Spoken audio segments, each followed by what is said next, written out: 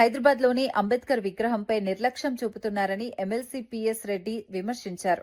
25 అడుగుల విగ్రహానికి పూలమాల వేయకుండా గేట్లు వేసి మూసివేయడం అవమానకరమని అన్నారు.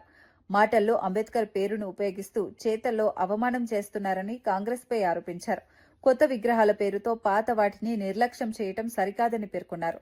అంబేద్కర్ భావజాలాన్ని గౌరవించాలనే ఉద్దేశం కనిపించడం లేదని విమర్శించారు. 125 అడుగుల అంబేద్కర్ విగ్రహాన్ని హైదరాబాద్ నడి ఒడ్డున సచివాలయం పక్కన ఏర్పాటు చేసిన గత కేసీఆర్ ప్రభుత్వం సమూతనంగా గౌరవించింది అధ్యక్ష.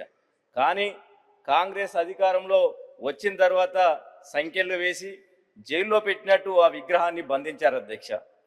ఆ మహానీయుని విగ్రహాన్ని జయంతి రోజున వర్ధంతి రోజున కనీసం ప్రభుత్వం ఒక దండ కూడా వేయలేని దౌర్భాగ్య స్థితిలో ఈ రాష్ట్రంలో నెలకొని ఉంది అధ్యక్ష. ఈ ప్రభుత్వం తీరు చూస్తుంటే మాటల్లో అంబేద్కర్ మంత్రం, చేతల్లో అవమాన తంత్రం అన్నట్లుగా ఉన్నది అధ్యక్ష. ముఖ్యంగా ఇక్కడ ఉప ముఖ్యమంత్రి గారు లేరు కాబట్టి వారే బడ్జెట్ పెట్టిరు కాబట్టి బట్టి విక్రమార్క గారు దళిత సామాజిక వర్గం నుంచి వచ్చి అంబేద్కర్ గారి ఆశయాల స్ఫూర్తితో ఈ స్థాయికి ఎదిగారు అధ్యక్ష.